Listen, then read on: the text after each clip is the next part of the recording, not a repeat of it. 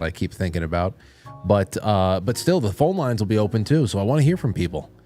Tomorrow night, Matt will be in.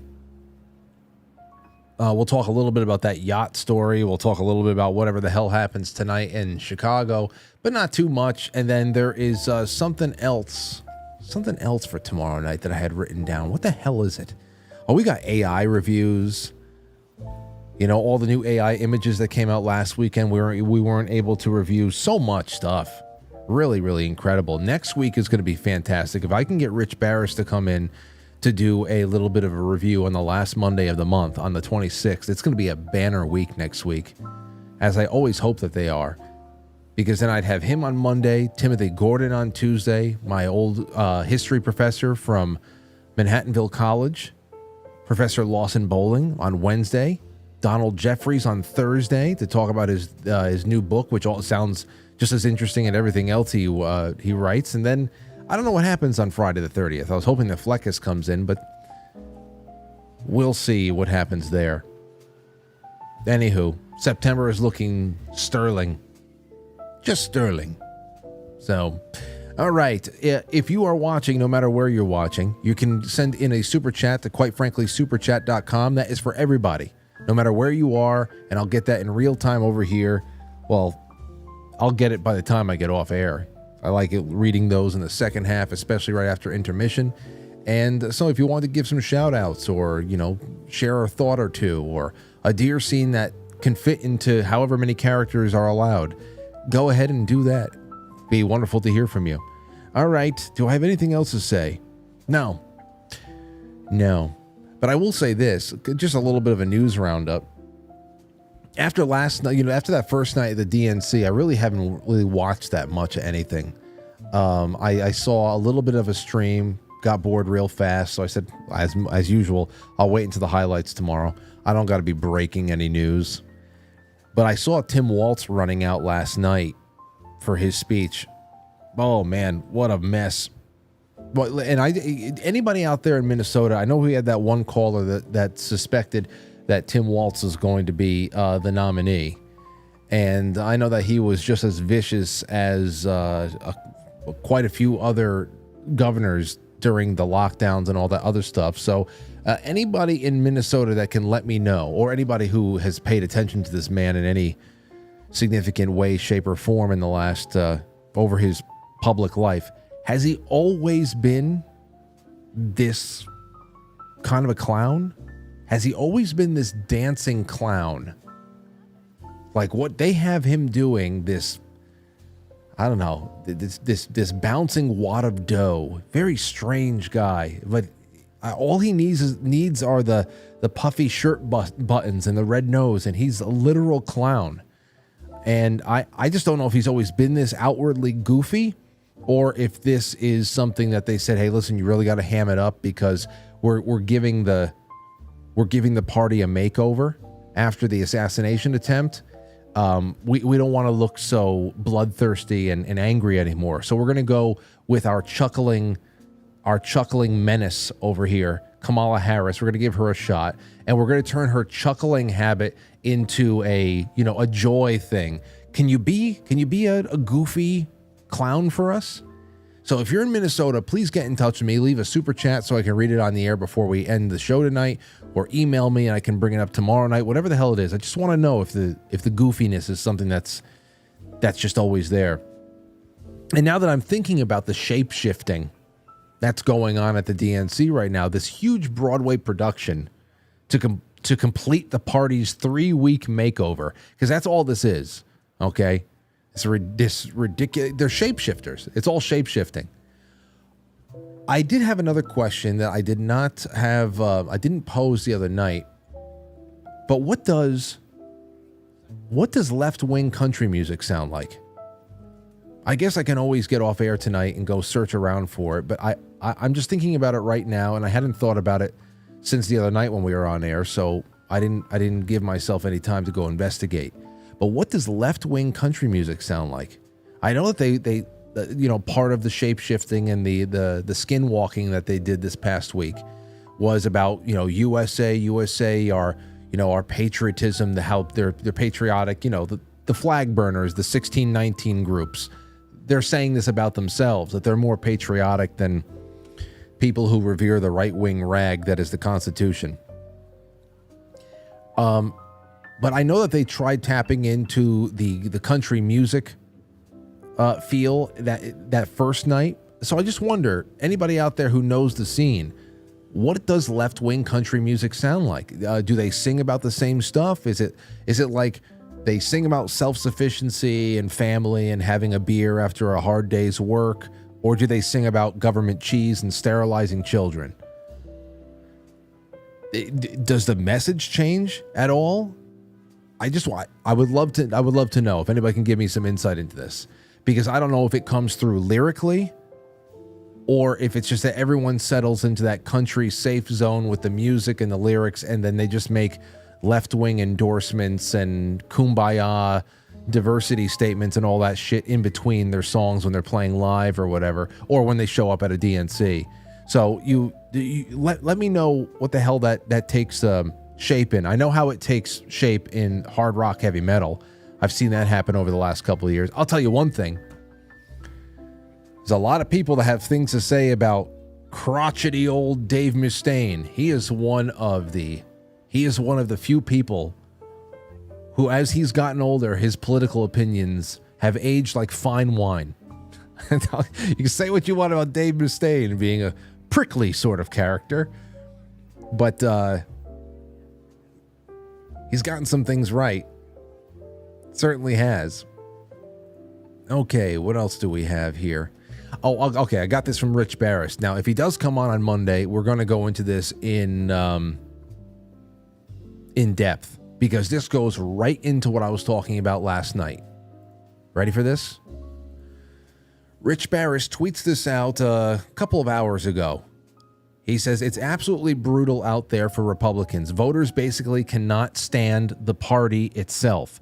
Not that they're fans of either party, but we all see it. Republicans lag behind Trump badly. So the Republican Party lags behind Trump as an individual, and badly. This is from Rasmussen, tweeted out originally by Mark Mitchell of Rasmussen. Okay, here is all the battleground states: Arizona, Michigan, Montana, Nevada, Ohio, Pennsylvania, Wisconsin. All right, you have Trump scores, how he's polling. Then you have Republican Senate polling. All right, so just plain old Republican Senate chances of winning open Senate seats in any of those states that I just put out there. Those 7 states. In Arizona, Trump is +2. In Arizona, for the Republican Senate race, the Democrat is +8. Michigan, Trump is down to Kamala Harris, apparently, -1 by 1 point. All right, but it's -2 just for the Senate race. Montana +23 for Trump, +7 for the race there. Still a big drop off, but still. Nevada +2 for Trump, -11 for just the regular old Republican Senate race. +7 for Ohio for Trump, -5 for the Republican Senate race just in general, +1 in Pennsylvania right now for Trump, -3 for the Senate race in Pennsylvania. Wisconsin, it's -1 and -10. So Trump is either within 1 point or blowing it out in Montana's case, and just everything else, the party is just dying behind them. Now, why do I want to bring this up? I want to bring this up because it's exactly what I said last night about the RFK thing. When we were listening to Nicole Shanahan saying that they were mulling over what they should do. Should we stay in the race and really invest our time and our efforts into trying to provide the country with a new party? Because if we get a certain amount, I was going to, if we get a certain amount, we can, get ballot access and all that stuff and really start a new party. And that 70% of people in this country would love to have a new party out there and all that. And then the other thing they can do is, in knowing that they are pulling from Trump to at least some degree, drop out and do everything that they can to prevent this disaster with the people who are running the Harris campaign down everybody's throats and trying to, pull off this black magic kind of a year. So I stopped her comment last night, as you may remember, and I said, well, see, this is an interesting thing here, because in my estimation, while Donald Trump, whereas you may not like him, you may think he's milquetoast in some respects, he doesn't go far enough, he's bad at this, he's blah, blah, blah, blah, blah, he's part of the whole cabal, whatever. There's a lot of opinions out there. There is a very real, you just saw the reality right there, that Donald Trump, while he is a viable candidate and while he's a declared candidate, he's still young enough to run and to keep up with the schedule and whatever, or if he's not constitutionally limited in how many times he can run, namely, there's only 2 times you can be president. All that being said, while Donald Trump is on the table, the Republican Party is, in a way, the only viable third party ticket that we have had in God knows how long. God knows how long. Far before I you talk about Ross Perot, but I mean, it's seriously, this is the third party. The Republican Party never embraced him, has only tried to hamstring him. Obviously, he's taking some good and some resourceful needs. Taking some resources, the need there, and knowing that there's not really that many friends of his. He's got to be very diplomatic about what he says, but they have never embraced him. They have begrudgingly given him the nomination, knowing how popular he is. They don't want to alienate anybody in the years that he is going to be gone. But when he's gone, what the hell is this party? Seriously. I mean, it is a third party run, because people are not going out to vote because Republican is the opposite of Democrat. Nobody's doing that. Nobody's doing that. So I'm saying the exodus is only going in one direction, and it's not necessarily from people who were once, far left and have seen the light, or dyed in the wool Democrats and now just feel this magnetism toward the Republican Party. I think more people, they're just running. They're just running. And as they're running past the Republican Party, and they're getting, they're just, there's some signups. There's a little bit of, lesser of the two talks going on there, but this is really just about one guy. And while he's around, it's a third party ticket. That's my stance on it. And I'd love to hear what Rich has to say. I can't imagine that he would disagree with me, because what else do these numbers say?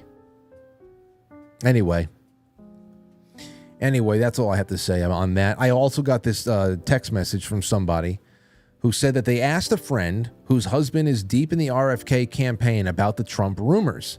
And this is what they had said to my friend. They said, I could use this, but don't use names or anything like that. That they won't know for sure, but they think that that the RFK is going to drop out and endorse Trump and possibly get a job in the administration. Which, not a surprise. We were talking about it last night. It can't just be a dropout and endorsement kind of a thing. I think it has something to do with what was talked about on the rest of that phone call, where a little portion of it was leaked. There's got to be something there. There's got to be some common ground that was found. A little bit of whatever. That'd be interesting. And again, when I was talking to Jeff Harmon last night, there's something about what is the energy? What is it about the Kennedy name being involved in this race? I saw a lot of people saying he should be CIA director, and some shills out there like, this is the worst possible thing. Why? Something can go wrong. The CIA's presence is something that has gone terribly wrong for the entire world. This is so, no more vengeance. Oh, please. That would be amazing if RFK became CIA director. Would love it. I would love it. So I don't know. That doesn't really shake the foundation here. I think that's what we're all kind of expecting, but that'll be some Friday news. That will be some Friday news. And this is what Nicole Shanahan tweeted today on Twitter. And then we'll get into the rest of tonight's regularly scheduled programming. Shanahan said, my old Democrat buddies have been flooding me with frantic calls, text messages, and emails. Unlike Roe, I wouldn't dream of airing those private conversations publicly, but the message is clear. They're terrified of the idea of our movement joining forces with Donald Trump. When I point out what the Democratic Party and their super PACs have done to sabotage our campaign, their response is always, but Trump is worse. Here's an idea. Stop suing us. Let us debate. Quit rigging the media and the polls. It's a simple formula, people. Get with it. I mean, it just... I know. We've been smashing your kneecaps in with Louisville Sluggers. We understand, but Trump would do so much worse to you. It's literally the only thing that they have. I'm telling you, if you want to make your brain melt for some reason, if you want to do that to yourself tonight, like, I don't know what that is. Who knows? It's like wearing a horsehair sweater or something like that. If you went to confession recently and they said, here, the penance is whatever the hell you want it to be, and you just want to make yourself uncomfortable for a little bit, go and watch Nick Shirley's sidewalk conversations with people online waiting to get into the DNC tonight. It's the Walking Dead in many respects. It really is. They don't care. Nobody cares. Anyway, it's okay. In a couple of years, everybody's going to have a brain chip in their head, and then they'll be behaving perfectly acceptable. All right. We'll be right back, ladies and gentlemen, and I'm going to set up for what's going on tonight. It's the deer scene, and I want you to get involved. Get involved. It's one night, a break from the crazy. And I'm trying to do this a little bit more. I know it's going to be hard to do that going into September and October. I've got a lot of cool things planned, but nothing's going to be hotter than current events over the next two months. So let's just take the moments, the air pockets that we can find, and really savor them. We'll be right back in a moment. So thank you so much for your time here already tonight. It's going to be a good one. It's you, it's me, it's quite frankly. Hundreds of people turned out at Mount Rushmore today to protest. Hey, that's here. Tom, it looks like filmmaker Michael Moore is also jumping on the Fuck Team America bandwagon. Protesting is not enough. We must take radical action against the fascists in our own country. Bring it down. Bring it all down.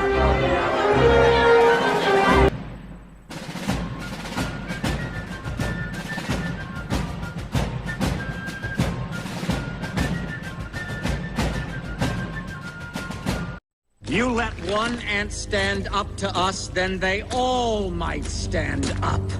Those puny little ants outnumber us 100 to 1. And if they ever figure that out, there goes our way of life. It's not about food. It's about keeping those ants in line. That's why we're going back. Does anybody else want to stay? Let's ride!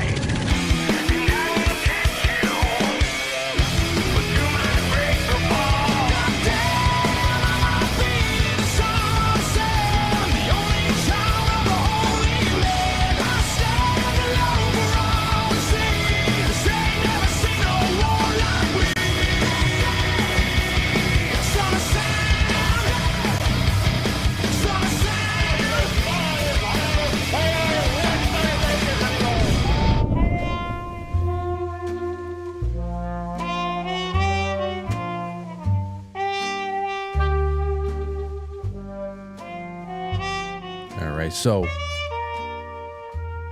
I got this email, and the first half of it was in regards to the revived talks. We haven't really had a big dive into this subject on the show in years, but that is the Barack Obama birth certificate talk. But it ends in a really interesting way, and I want to bring it up. I think it actually is going to give way to its own show one day, but I think it sets up tonight's very nicely as well. Dear Frank, on your August 13th show, you asked if it was possible to take an image in Photoshop and break it into layers so that it would appear to have been built in Photoshop.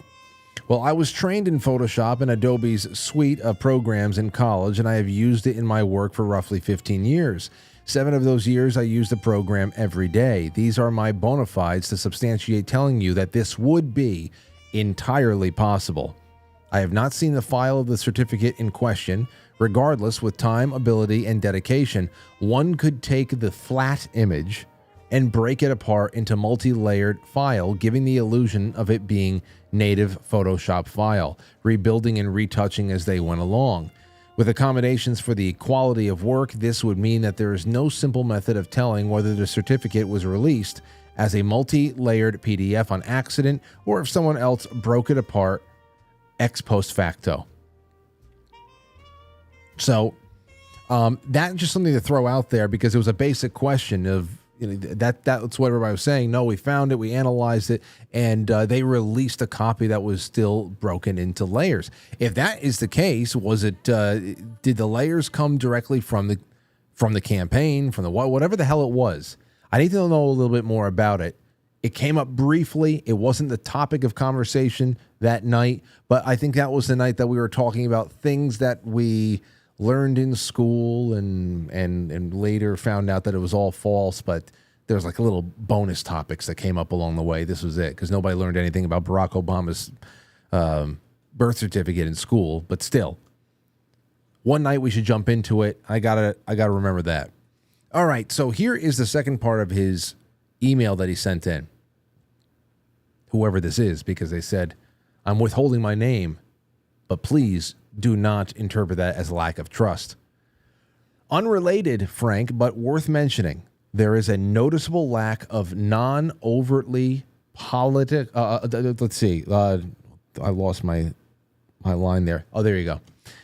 There is a noticeable lack of non-overtly political but still right-wing discussion of art and hobbies in the new media realm. The left has this angle so thoroughly covered, and what they turn out is intolerable. I wouldn't have you change anything, so I'm merely mentioning it. I know your friend Zach, Red Pill 78, had wanted to do some type of a show, a discussion on mopeds or vintage scooters, and it sounded as though no one was interested. I rue that discussing a topic outside of politics is only conducted by statists, thieves, and midwits. Now, that's a story unto itself. That's a topic unto itself. In our fine focus on the culture war, we certainly have abandoned the culture in many ways. And of course, even that is not a broad stroke. There are people, Razor Fist and George that are out there, and they are, creating comic books, graphic novels. People are writing books. We know that there are independent filmmakers out there. And of course, the other thing there too is there are a lot of just performance-based art that is coming back up again. It's a slow burn, but there is an aversion to it. There is like an allergen in the air. It's one of those things. I've noticed it a lot. I can see people's digital eyes glaze over when I bring up sports or some kind of, reminiscing about the sports athletics. It's almost like they plant their flag. If the left plants peas in the snow somewhere to mark their territory, we oblige. Okay, the Olympics are now yours. Okay, movies are now yours. Okay, athletics, sports, they're yours now. We concede them. We're just going to stand over here in the corner, and we don't want to come to the party. We don't want to talk about it. We're just going to talk about how literally everything that's not discussing the deep state and hidden history is demonic. We get caught in that circle. I see it a lot. If I bring up movies or sports sometimes, boring, talk about the deep state. I see it. So, that's why we do book club. That's been huge. I still encourage people over and over again. There's a nice little nucleus of people that are doing that. And more take the plunge every time. That's a big part of reclaiming the culture, is reading again, reading for the fun of it, and in particular, reading good fiction. reading good fiction. It's a wonderful exercise for the imagination. It's also the reason for the newsletter. A lot of focus on the good things in life. A lot of focus on you and the audience. Convincing people to submit something to a publication, even though it's a digital publication. It's really, really nice to do that stuff. And it's what I can do within the realm of possibility right now. It's also the reason for broadcasts like the one we have tonight, which has some roots in an old conversation that we did in about 2014 or so about how books relate sometimes well and sometimes not too well with their film adaptations. But, then it blossomed into something else entirely. And that's what we're doing here tonight. So here is the deer scene. This is what we're talking about. It's from Stand By Me. For those of you out there who don't know, have never seen the movie, it's about 4 boys who are on a quest to find a body of a missing local boy. And along the way, they're just really leaning into their friendship with one another and dealing with personal issues, loss, fear, insecurity, all that. It's a really wonderful coming-of-age story. Really wonderful. Written by Stephen King, directed by Rob Reiner, who are both so lost in the abyss of mental illness now, it's actually become scarier than anything that King ever put to paper. But I digress. Still, in this particular scene, we have Gordy, who wakes up as he's on this quest with his friends before the rest of the boys do.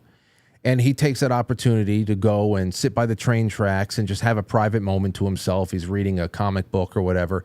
And then all of a sudden, emerging from the side of the forest edge comes a deer, and he comes face to face with this deer.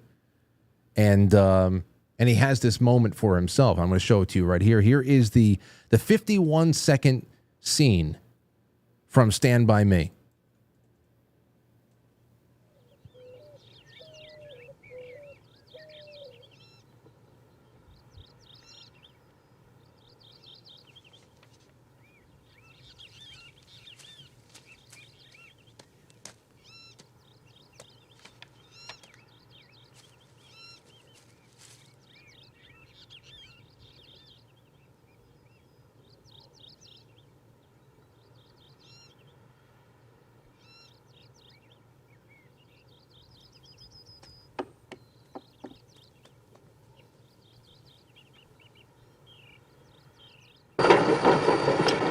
Freight woke up the other guys, and it was on the tip of my tongue to tell them about the deer. But I didn't. That was the one thing I kept to myself. So that's the one thing that he kept to himself. Now, I use that scene from the movie as an example of how film adaptations can be well done, but at the same time, impossible to really capture the depth of the source material in a book. In this case, the novella by Stephen King titled The Body. And now here is the reading of the chapter titled The Deer from that novella. I recorded it a couple of years ago so that we can use it every year and it would be clean and all to the point. 3 minutes, sit back, relax, and here is The Deer. The others slept heavily through the rest of the night. I was sometimes awake and sometimes half asleep. The night was far from silent with the cries of birds and mice and insects, but there were no more screams. Finally, I came awake and realized that something was different. It took a moment or two to know what it was. Although the moon was down, I could see my hands resting on my jeans. My watch said 5:15. It was dawn. I stood and walked a few yards into the forest. I stretched and began to feel the fear of the night before slide away. It was a good feeling. I climbed up to the bank, to the railway tracks, and sat on one of the tracks, spinning and catching stones. I was in no hurry to wake the others. The new day felt too good to share. I don't know how long I sat there, watching dawn turn to full morning, watching the sky change from purple to blue. I was about to get up when I looked to my right and saw a deer standing between the tracks, not 10 yards from me. My heart flew up into my throat. I didn't move. I couldn't move. Her eyes weren't brown, but a dark, dusty black. She looked calmly at me. Her head held a little low in what looked like curiosity. seeing a boy with his hair standing up from sleep, in jeans and brown shirt, sitting there on the tracks. What I was seeing was a gift, given with a kind of terrible carelessness. We looked at each other for a long time. I think it was a long time. Then she turned and walked off to the other side of the tracks. She found grass and began to eat. I couldn't believe it. She hadn't gone away. She had begun to eat. She didn't look back at me and didn't need to. I was frozen solid. Then the tracks started to shake under my body, and seconds later the deer's head came up and turned back toward Castle Rock. She stood there for a moment, and then she was gone in 3 leaps, disappearing into the forest with no sound except one dry branch that cracked like a gun. I sat and looked at the place where she had been until the actual sound of the train came through the stillness. Then I slid back down to the bank where the others were sleeping. The train woke them up. They yawned and scratched. There was some nervous talk about the screaming ghost, as Chris called it, but not much as you might imagine. In daylight, it seemed more foolish than interesting, almost embarrassing, best forgotten.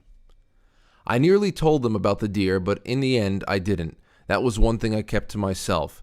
I'd never spoken or written about it until just now, today. And I have to tell you that it seems less important when it is written down. But for me, it was the best part of that trip, the cleanest part. And it was a moment I found myself returning to almost helplessly when there was trouble in my life. My first day in the forest in Vietnam, when this guy walked up to me with his hand over his nose, and he took his hand away and there was no nose there because a bullet had taken it off. The time the doctor told us that our son might have a brain infection. The long, crazy weeks before my mother died. I would find my thoughts turning back to that morning. But the most important things are hardest to say. It's hard to make strangers care about the good things in life. And there you go.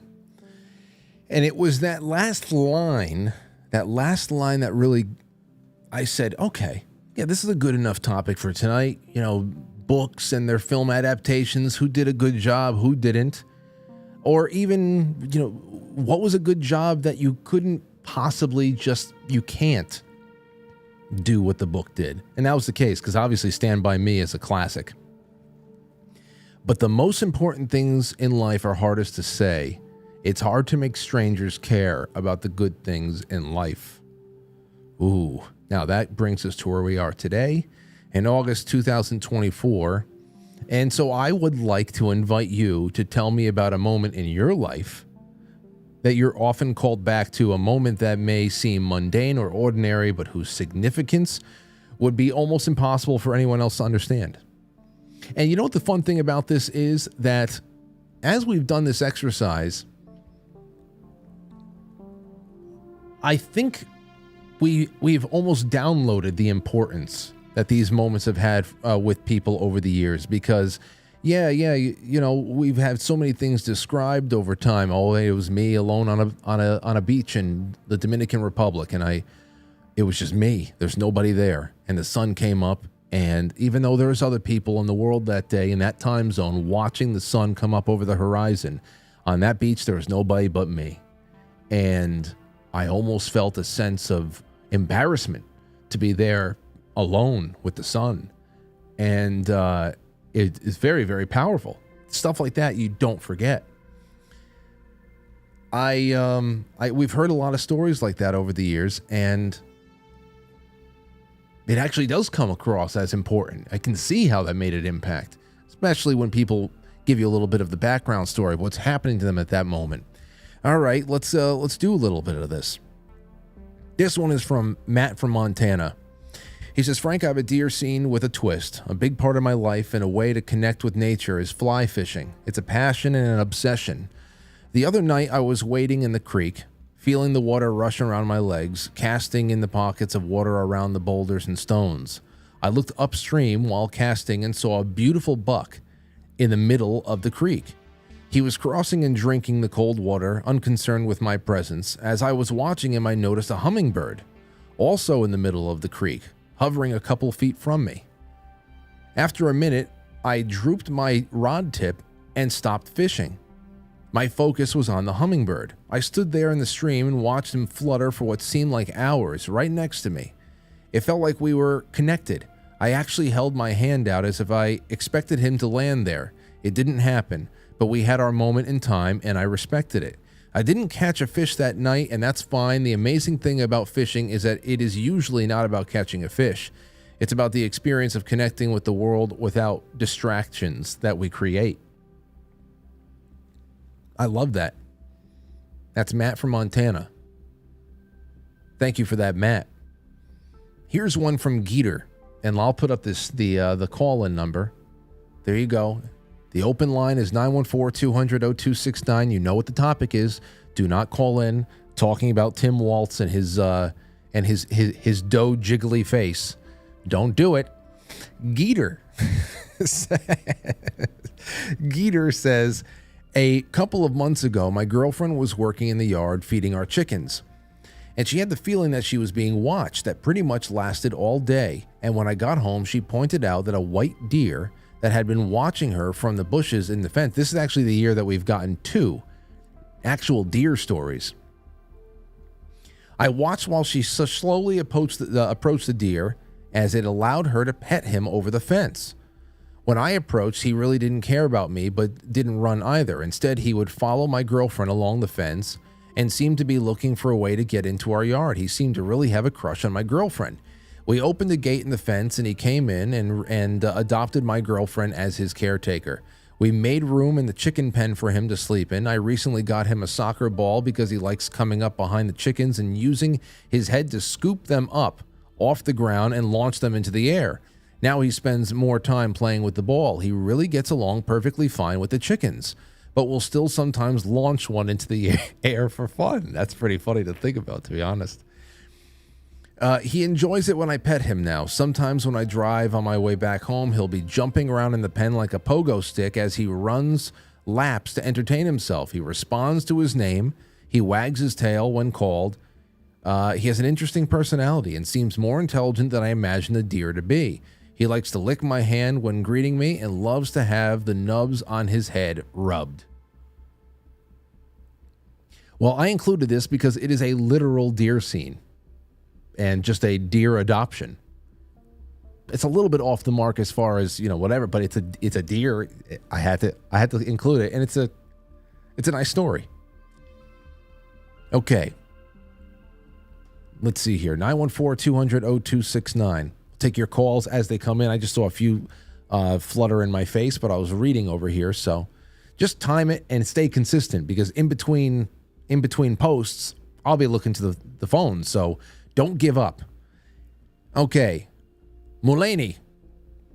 Last July, my wife gave birth to our son, Miles. He's our second, and his oldest brother, Mason, was nearly 3 years old when we welcomed Miles into the world. Mason was around the same age I was when my younger sister was born. Beneath the immense joy that I was feeling for becoming a father once more, there was a pang of worry about my older son. Ever since I was around 3 or 4 years old, I have struggled with self-esteem and self-image problems. They came to a crescendo in my early 20s when I needed to seek counseling, and if I had not, I probably wouldn't be here today. Mason takes after me quite a bit, which is something I'm very proud of, but on the other hand, I'm worried that he will develop similar issues. And with the birth of his baby brother, I was afraid that the major life change could be a catalyst to set it off. So about a month later, we decided to take our first outing as a family of 4. We went to a brewery in a neighboring town that was formerly an old farmstead. They had beer, food trucks, and a live band playing the early 2000 rock covers. The grounds were beautiful, and it was full of families enjoying the evening. The brewery had set up a little makeshift playground between the outdoor dining and trail down to the creek. We couldn't keep Mason off the playground. The adults would take turns going down there with him and letting him play with all the other kids. When it was my turn to go with Mason, he encountered a group of older kids who were playing really mean trick on the younger kids. One of them had a toy truck, Mason's favorite toy, and he would offer it to their victim of choice. When the youngster would reach out for the truck, the bully would throw it. I'm sorry, I'm laughing. The bully would throw it as far as because kids are just bastards. Would throw it as far as he could, and then they would all go race to get it. Obviously, the older kids would get there first because they were bigger and faster, so the younger kids never had a chance. and my son fell for their trap several times in a row, and each time I got more pissed off, but I didn't want to interfere with his play, not yet anyway. Then I looked at my son, and I realized that he was having the time of his life. Just running and playing. He didn't care that he was being taken advantage of. He was just living in the moment and happy to be a part of what was going on. I, on the other hand, was ready for him to get out of there because, honestly, fuck those kids. So I yelled to my son and asked if he would walk down to the creek with me. The path to the creek was serene. It was wooded on both sides, and the fading daylight peeked throughout the canopy. Mason and I walked hand in hand and became overwhelmed with emotion. I know that feeling. Excuse me. I realized in that moment that even though he takes after me, he's different in the fact that he can effortlessly live in the moment. He's never met someone who didn't win over immediately or become friends with. He truly makes everyone around him happy at all times. I knew overwhelmingly that he was going to be okay. And I knew, even if he wasn't, I'd be there for him. In the midst of this, the emotions got the best of me, and I said to him, "I love you, son." And he replied in the sweetest little voice, "I love you too, Dad." And that was my deer scene. I haven't stopped thinking about it since. I'm where God wants me to be, and my family is proud of that. We're all going to get through whatever life gives us, and when times get tough, we have each other to lean on. Beautiful. That's it, man. That's it. Those little moments. You know, you say, hopefully you say I love you to the people you love often. But every once in a while, there's a few I love yous you remember more than others. That's a deer scene. No doubt about it. Hey, D. Swifty, you're on the air. What do you got for us, buddy? Hey, Frank, how you been? I'm doing all right. Listen, can you take me off a speakerphone or whatever you got going on over there? Oh, yeah, hang on one second. Sorry. Is that better? Sounds great. Go right ahead, sir. All right, man. So just real brief update. September 29th, my son is going to come into the world. Very happy. We got a date. So, and this ties into my little deer scene moment. Just after I found out that I was going to be a father, it was probably a week after the fact. I was driving home from work, and I was coming up a hill in Wilson Mills in Ohio. And as I was coming up the hill, I noticed a squirrel running across the road. And so I slowed down a bit, and just as I slowed down, a bald eagle came down off of a tree and swooped this thing up maybe 100 feet, not even, in front of my car. But when I saw it, time slowed down, and I just saw the majesticness of this bird picking up this animal. And I thought to myself, like, holy shit, like, it's right there. And as I drove under it, it literally swooped right over my car. As I drove under it, it dawned on me. I'm like, oh, he's just feeding his kids. How am I going to feed mine? And it was like a moment in time that slowed down for me so much. I came home and I tried to explain it to my wife, but I don't think she understands the profoundness of it and what it meant to me as becoming a father. I'm like, how am I going to provide for my kid when this eagle is just out there hunting and protecting his? Yes. I don't know. It was just a moment that stuck with me. It was a split second moment, but it sticks in my head, man. Oh, listen, it's not the significance of that is not lost on me. So I really thank you for leaving that one with us, because that's it. You know, that again, I mean, I don't know how many times I've seen a hawk rip a squirrel out of a tree over here, even by me. And I understand, oh, wow, just to see nature do its work. But, you know, certain times things hit in certain ways, especially if you're an expecting father, or you're already the head of a household, and you're always thinking about survival. And all of a sudden the importance of that, it's not just that eagles are designed to kill squirrels. Like, no. If the eagle doesn't get that, it starves to death. We're all out there hustling in the same way. And, you know, on that day, it had a much deeper impact for you. And I appreciate you sharing, Swifty. Yeah, it was just to be there in the right time and in the right moment, and the way time slowed down, that moment will never leave me, man. And it was just so profound, but it was so simple, and I was just like, holy shit, like it really brought home the importance of what we're about to go through. So hey, well, listen, when the baby is born in a month or so from now, please make sure you send me an email or something. I want to see.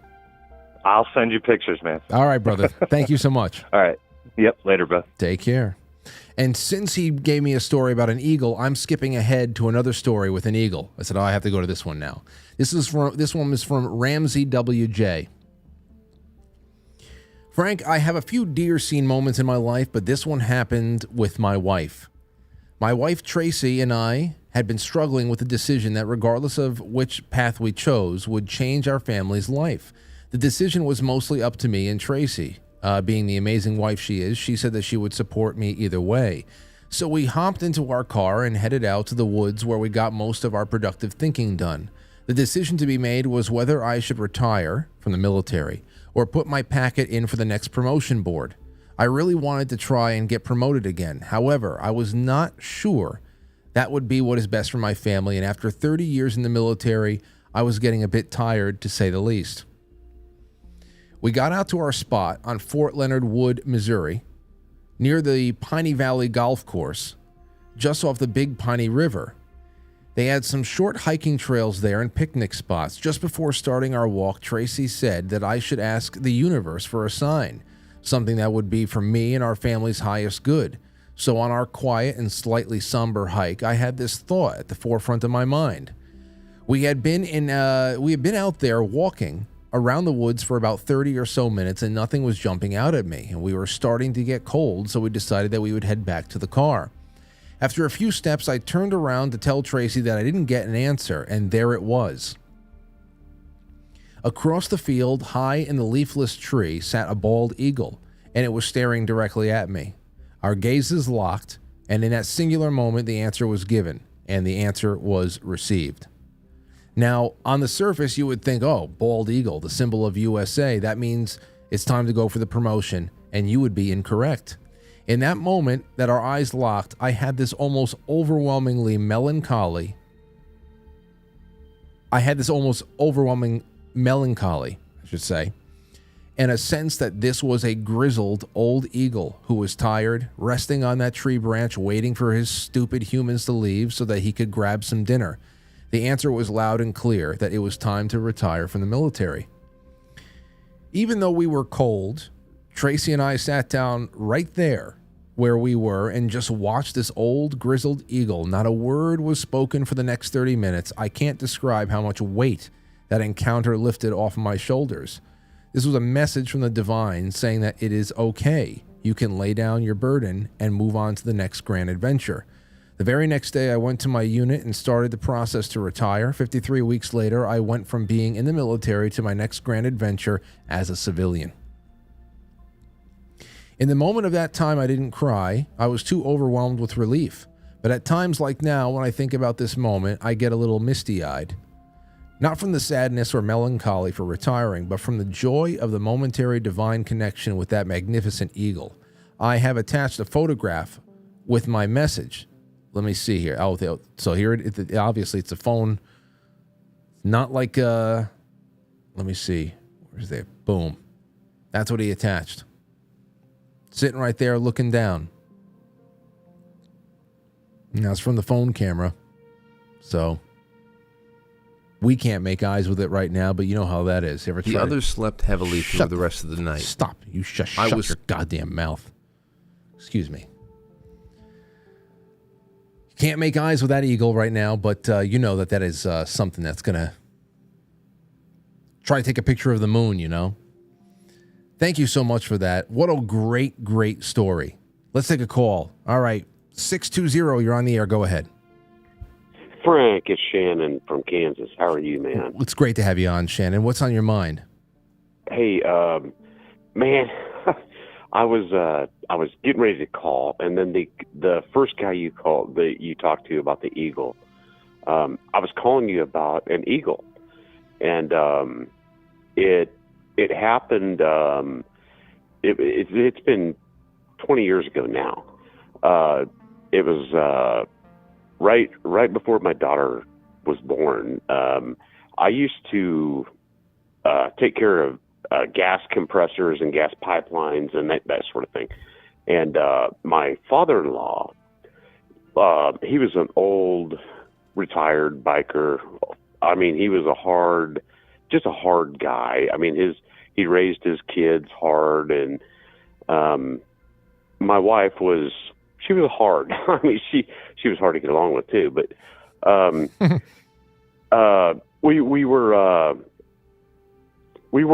driving. I used to. He lived close to where my route was, where I would go check all of my compressors and gas pipelines and meters and everything. And I picked him up this day. I picked him up every once in a while, and he just enjoyed riding with me, because he was in his 70s, and we were riding, and I always carried my camera because there was a bridge that I drove across that I would see bald eagles once in a while, and this day that Alan was with me, there was just a beautiful sunrise coming from the east, and I was looking to the west, and I got out. I carried my camera with me because of these bald eagles, and at the time it was kind of new, a Nikon D50 with a 300 millimeter lens, and I could zoom in pretty good because I always wanted to capture these bald eagles.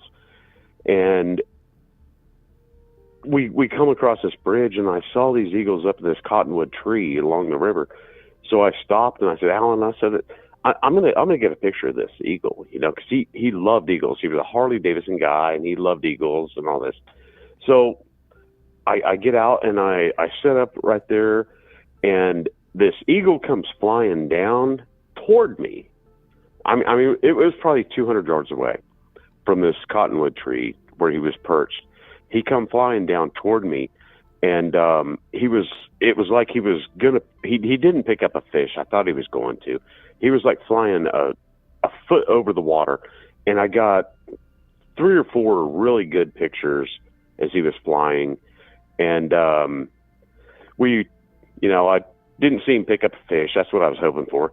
So I got back in the pickup, and I said, man, I got some pretty good pictures of that eagle, And it was 2 days later, my dog,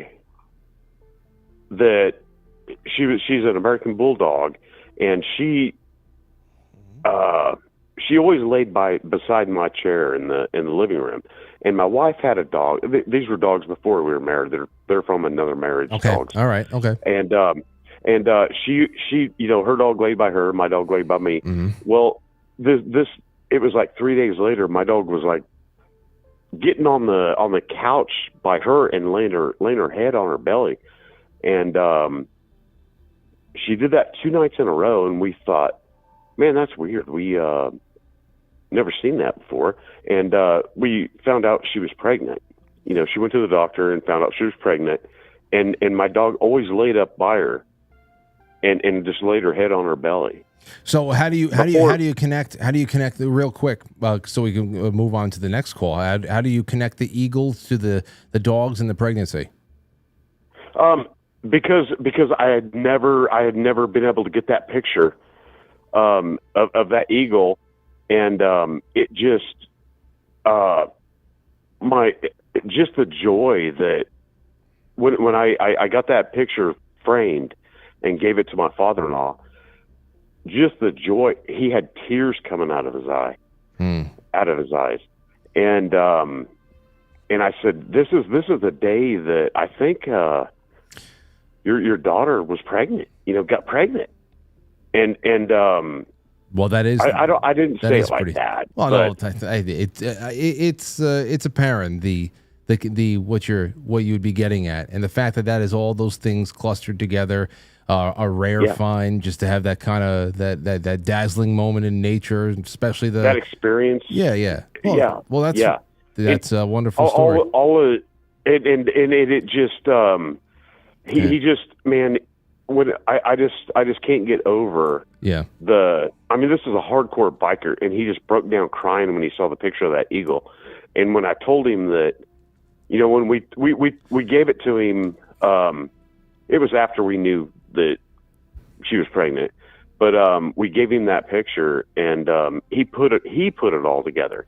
He said, "That's the day when I saw that eagle when you took that picture when I was with you." It's very powerful, my friend, and I thank you so much for leaving that with us. And the connection between man and beast, I think that's another good one. So, Shannon, thank you for the call, my friend. I had to move on to a couple others. Let me get one over here. 321.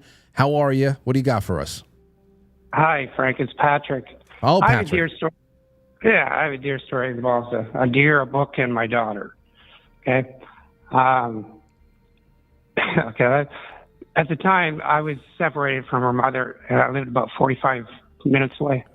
But she called me up, my daughter's senior year, 17 years old in high school. She's got a book review due tomorrow. And I gave her a book, The Life of Pi, about a month before. And I said, just read this, because she needed a suggestion. If you want, read this one.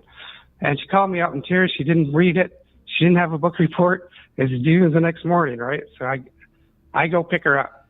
I bring her home. This is 8 o'clock at night. Spend 2 hours. I write the book review for her, and she in front of her, and I explain the whole book to her as I wrote it down. Then I drove her home, and must have been midnight. Taking a back road to get her home, and we are tired, and we are arguing about something, and a deer, and there's no one else on the highway for some reason. Deer jumps right out in the middle of the road. I had to come to a stop. It was like a deer in headlight moment. Stared at us, and then scooted off. And then both of us just sighed and forgot what the hell we were arguing about. At the end, she got an A+++ on the review. I should say I got one. Yeah, I was going to say. But anyway, the moment was kind of like, what the hell are we arguing about? We love each other. And she could always depend on me. She still calls me the smartest man she knows. But anyway, that's sorry. Well, thank you, Patrick. That was actually, I was wondering where it was going, because first it started off with the forgery. The forgery. It started off with the story of the forgery. The teacher wanted to talk to her about the book. She kept her after class, and luckily she paid attention when I wrote the review for her. Luckily, you gave her you gave her the Cliff Notes. Thank you so much, Patrick, for that one. He gave her the Cliff Notes at least, so she knew what was going on. Okay, I see that. A tumultuous time, and all of a sudden, cooler heads prevail. And the deer shows up, like many of us have seen deer before, popping up out of nowhere and putting your life in imminent danger, especially on the road. Anyway, let's do one more of these before we go to a quick break. Subia Crothers says, Frank, I have 2 deer scenes. My first deer scene was looking at these little red cliffs. These little red cliffs as the sun was setting in Mexico. The summer before our entire family dynamic changed. I had taken my boogie board as far as I can go into the ocean and let the waves carry me back. But for some reason, there was a huge pause, and I was at a standstill between the cove and the ocean, not drifting. I was just staring at these cliffs right above the cove and looking at the sun reflect its light and turn them red. The world stood still. It was literally an insignificant scene, but I was just staring at the cove and these cliffs until the wave finally came and pushed me to the shore. The next summer, my grandfather would go missing, and it would be 3 years before we found his body. Sadly, he was murdered and buried in those exact cliffs. It feels like I was always meant to know that he was there, and while we were searching, I always knew where he was. My other deer scene is a memory. My grandma had one of me when I was younger. Sadly, she is in the early stages of dementia right now, and she's stuck in a time loop. She would always tell me this silly story of my speech impediment and trying to communicate with family and no one understanding me except for my grandfather. Only my grandfather could figure out what I was saying with my thick lisp and stutter. I always hated the story because I went through years of early speech therapy and I just try to forget those things. There were other stories she could have been telling, but it was always this one. It was an annoyance up until recently when it really set in that she has a degenerative disease. And now that I have limited time with my grandmother, I realize that That little moment meant the world to them. And even though it embarrassed me, I wish I can go back in time and cherish those moments. But it still is an honor that my grandma is trapped in that time loop. We at least get to hold on to a little deer scene when the three of us were together, my grandfather, my grandmother, and I. Yeah, that's interesting. The lisp, the thing that you were self-conscious of, and suddenly all these years later, it's something you can bond over. You may not have been very comfortable with it, and now all of a sudden, new meaning. Everything takes on new meaning. Everything. There was somebody wrote in. Who the hell was? I forget. Who the hell? Oh, Katie in the Gilded. Commenting on the on my comments last night when I was talking about Neverending Story. How I watched it with Aurora, and we were talking about imagination and movies and music and all that stuff. And she had asked how Aurora handled the Artax scene when he's, sinking in the swamps of sadness. Don't give in to the sadness. Come on. And I said, well, it was the only scene in that movie I was considering fast forwarding through for her, just because she's 3. And but then I said, no, we're gonna go with it. If she can handle the orcs, if she can handle the battle at Helm's Deep, and fine with it, then she can handle this. So there's Artax stuck in the mud, stuck in the sadness, giving up. The sadness is consuming him. And there's Atreyu. Don't give in to the sadness. Then finally at the end, you stupid horse. And so I'm watching her. I'm watching Aurora. I'm telling her that the swamp about that he's stuck in the swamp and he's giving up and he's getting sadder. And sometimes when you get sad, you give up, and you have to. And Atreyu is a good friend. He's a good friend to the horse, and he doesn't want him to give up. And he's a good, that kind of a thing. And she's like, oh, and then finally, she said something like, "Does he get a new horse?" I was just like. Well, you'll see. Even better. So one day it'll sink in. She'll understand what the hell I'm talking about and what all this means. And that's just it. When you're a kid, it's, oh no, he lost his horse in the mud. And then when it's an adult, you're sitting there and you literally can't breathe because you're just like, I know what that sucking depression feels like. And not only do you know when you grow up, not only do you know what Artax feels like, but you know what Atreyu feels like when you're there for somebody and you're trying to pull them out. It's as much as you love them, it's helpless. It's a helpless feeling. All you can do is just, I don't know, sometimes anger, sometimes an anger that lasts for a while. But, let's go and take a little bit of a break. It's the intermission. When we come back, we have more of these to do, and they are really, really good. And plus, of course, your calls. Don't give up. Don't give in to the deep state news feeds, everybody. Stay. I'll be back in about 90 seconds, and we will have our time together. A good time indeed. It's intermission time, folks. Time out to press the like button. Thank you. And there's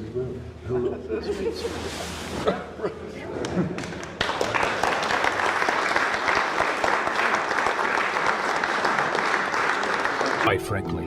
Quite frankly. Quite frankly. Quite frankly. Quite frankly. Quite frankly. Quite frankly. Quite frankly. Quite frankly.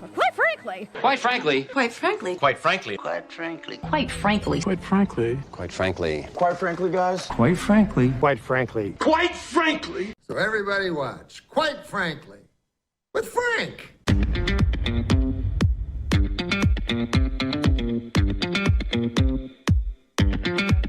Quite frankly.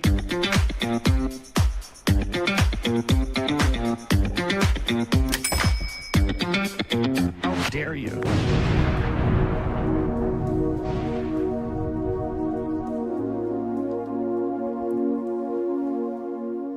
All right. Well,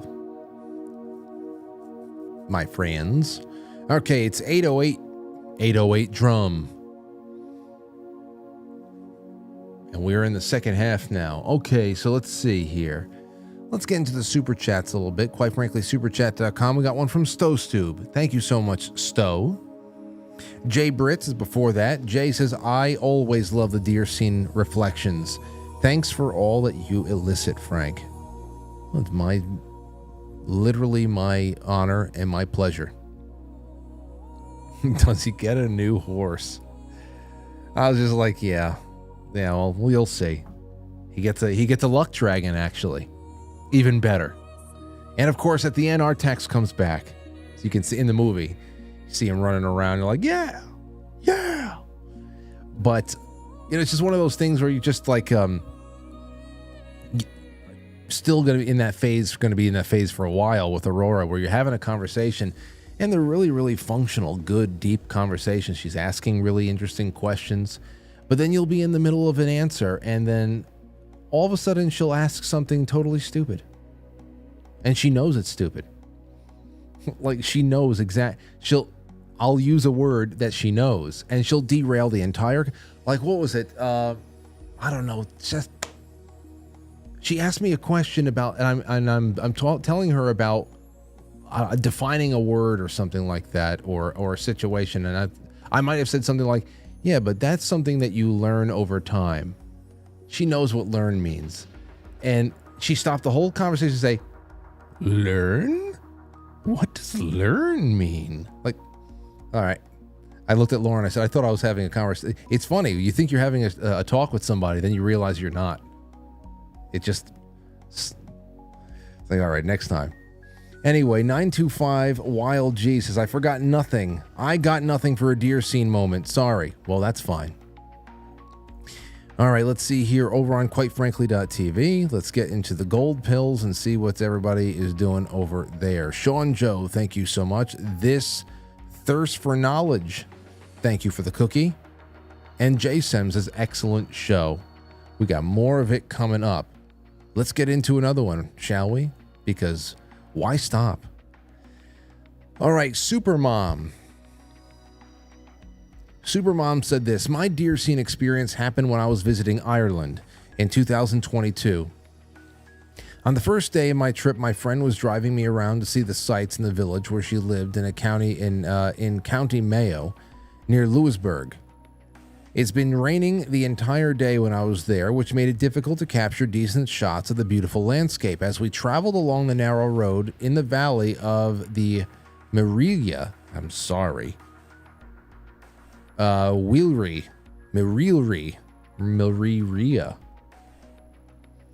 mountain range, even in Ireland with the names. Just call it the John Smith Mountain. Can somebody just call things the John Smith Mountain? With a few sheep meandering about, we came upon a small monument with a Celtic cross honoring those who died in the Doulo tragedy in 1849 during the Great Famine. The photo has been attached. I'll show you those in a second. In spite of the rain, my friend pulled over so I can take a photo of the monument. Just as I stepped out of the car to take a photo, the rain stopped and a ray of sunshine came down right over the top of the mountain. Photo also attached. My friend and I looked at each other in awe, and she commented, God did that just for you. In that one moment, after dreaming of seeing Ireland for over 20 years, I felt like the country itself was welcoming me and that God was celebrating my arrival. It was a brief moment, but that one that will stay with me forever. It was everything to me, my own deer scene. Now here's the monument. It doesn't get any bigger than that. Come on. Oh, there you go. There's the monument. And then, let's see. And then where is the... Okay, now here's the ray of sunshine. Beautiful shot. Really is a beautiful shot. If I can get it full screen, that'd be great. Come on. There we go. Take a look at this. There's the ray of sunshine that came down over everything, and it really is beautiful. Picturesque. I can see it. It really is almost like the welcome mat is being rolled out from heaven. Sensational. I'm happy for that. And happy for the, that's one place that I would love to go. I want to start out there and then make my way into Western Europe and It'd be wonderful. Really would be. All right, here is one from the good Hillary. Okay, you want to hear something from the good Hillary out there? Then we're going to take some more calls. Here we go. The good Hillary says this: I've been wanting to share my actual deer scene with you all for a couple of years. After my father passed, my sister and I went to his favorite lake to put his ashes to rest. He was an avid fisherman, and this was his request. The campground was deserted since it was late fall, and we picked a campsite we thought Dad would have chosen and set up a camp. As the sun was going down, I started a campfire. We sat around the campfire talking and trying to decide where to put his ashes. At the shoreline, we saw a silhouette of a massive buck.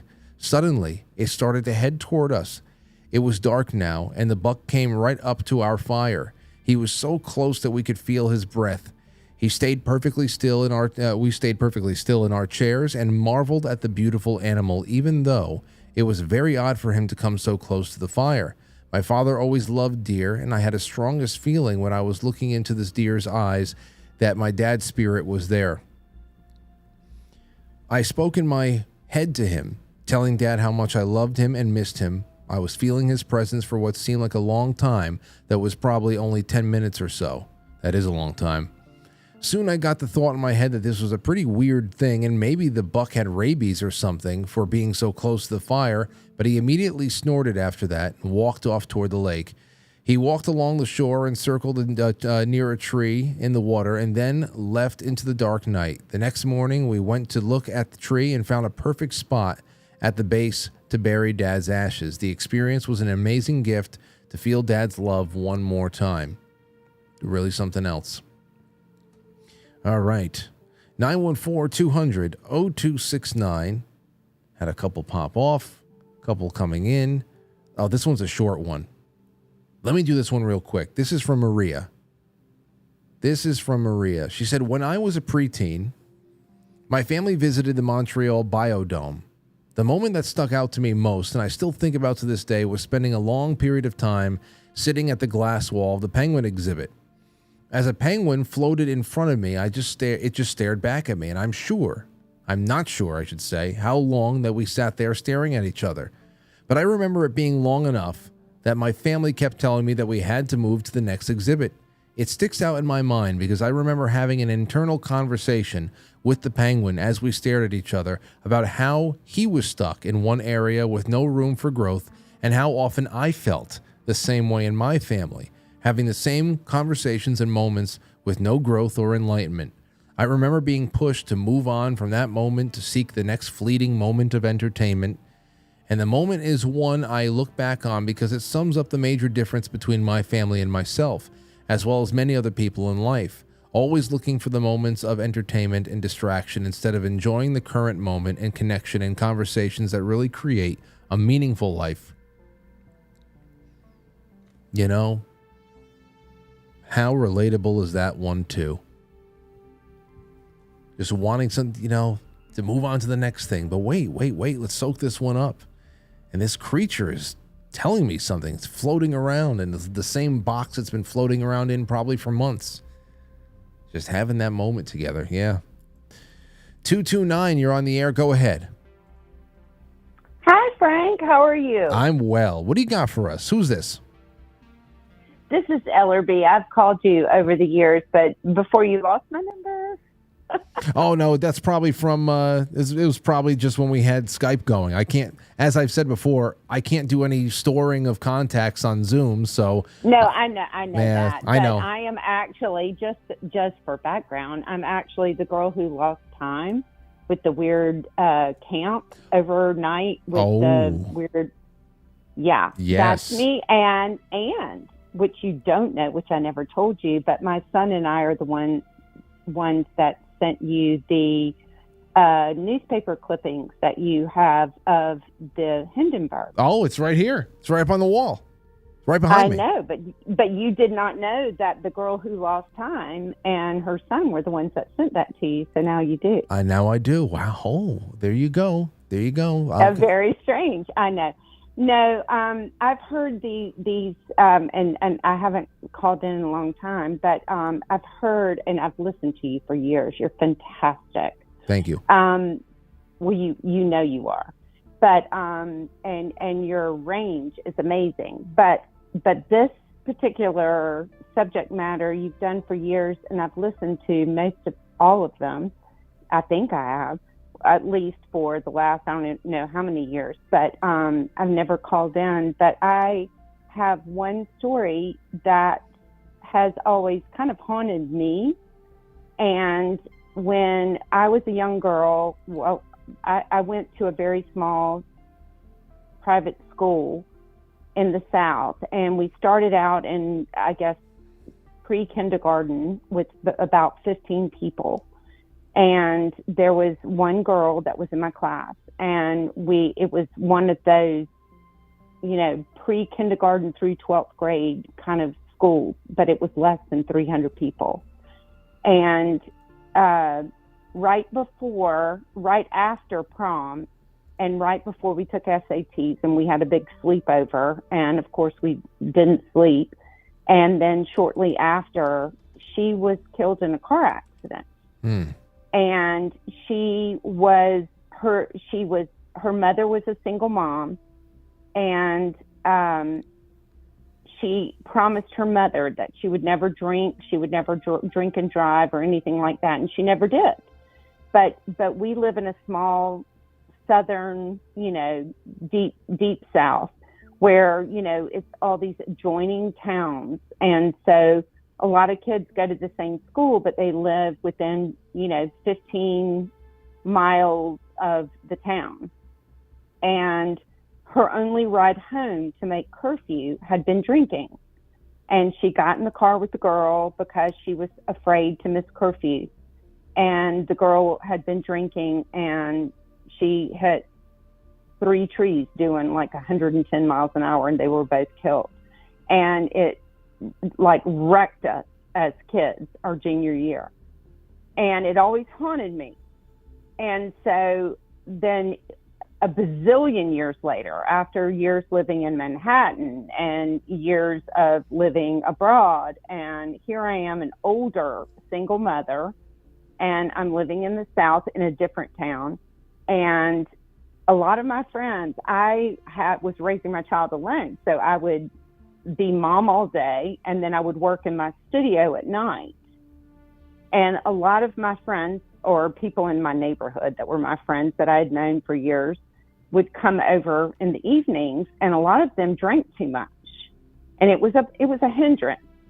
But they all had older kids that were usually my kids' babysitters, and I wasn't sure if I should do it or not, but I intervened, and I felt kind of weird about it. But I said to some of their teenage kids, I said, put my phone number in your phone, and if you ever need me, you know, you don't need to explain. I will not tell your mom, but if you are ever in trouble, if you ever are someplace where you don't need to be, or you're someplace where you don't have a safe ride home, call me.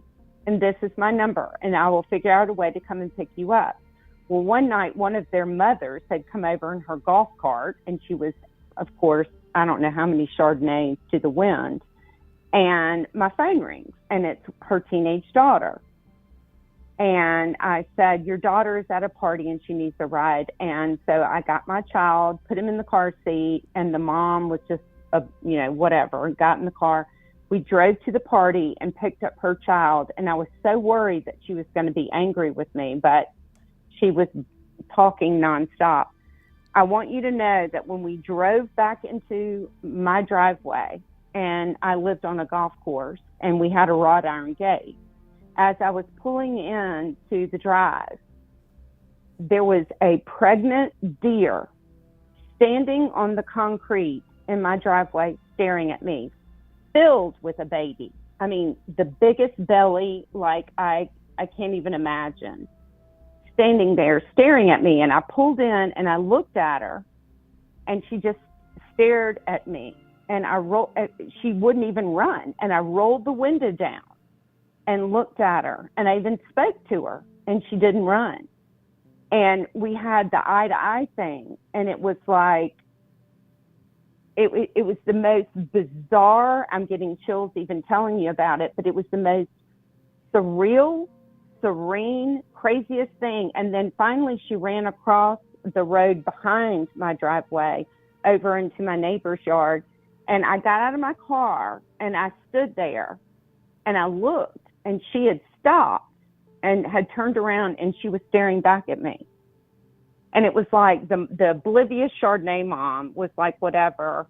And I was going to reach into the car and pick up my child, but I had worried, should I give this girl my number to say, I'll pick you up and you don't have to tell your mom? I felt bad about it, but I knew that her mom was, not going to. So how did you, how does this all, because obviously prefacing this with the drunk driving story in the beginning, this has to in some way connect to the daughter had gone to a party and all the kids were drunk and she didn't have a ride home. And she called me to come pick her up because she knew she couldn't call her mom. And then I drive in and there's a deer that's pregnant. So you saved the baby. You believe it was.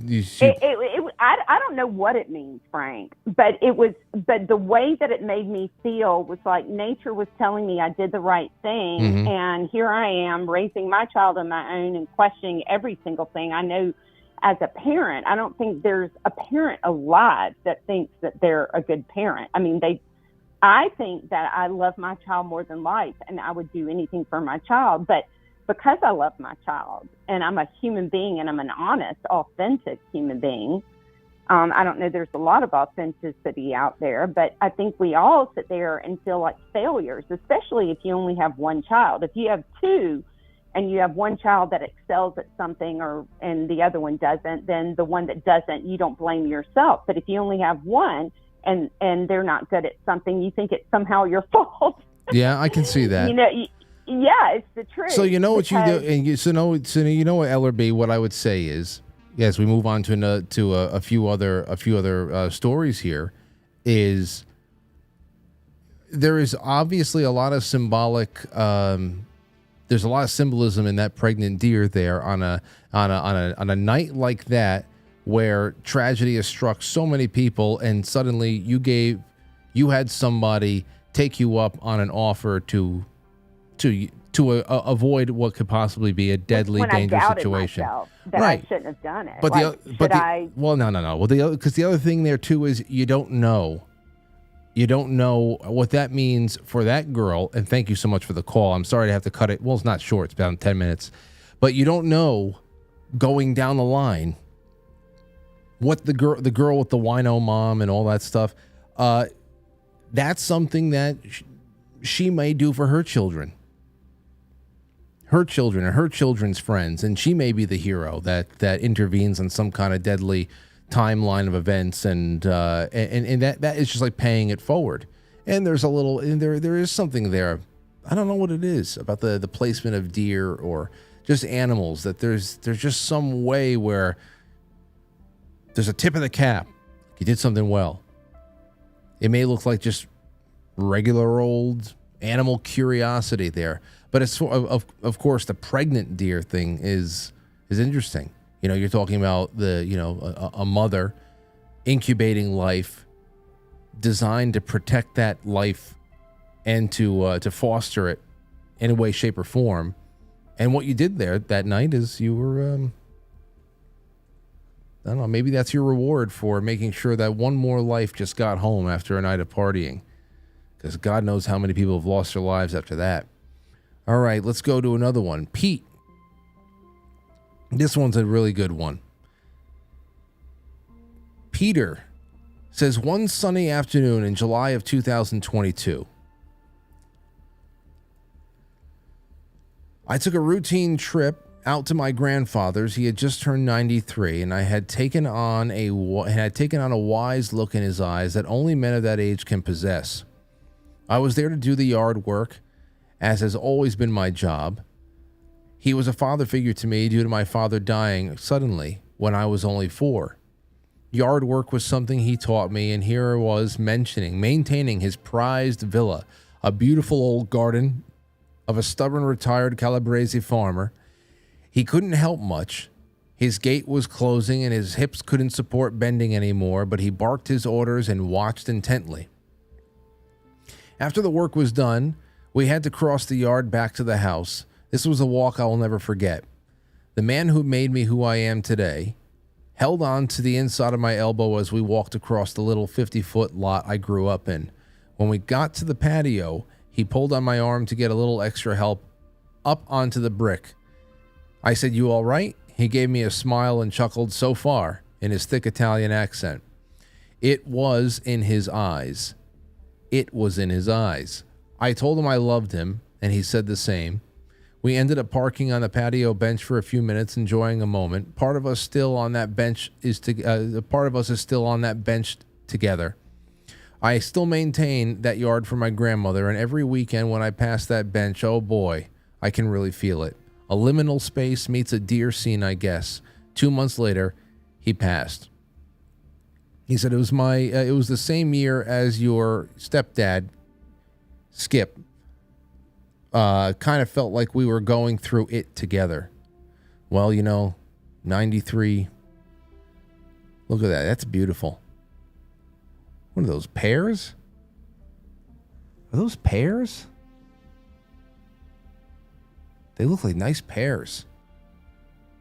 Not figs. They're too big to be figs, no? Anyway, what a wonderful bench. What a wonderful thing. Yeah, that passing of the torch, that pops up a lot. It really does. Over and over again, it does. 828. Let's take a call over here. 605, you're on the air. It's the deer scene. Who is this?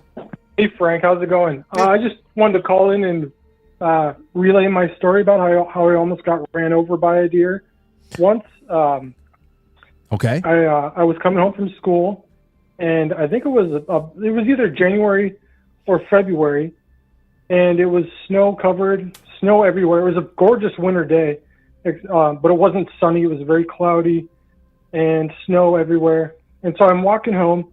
I get off the school bus.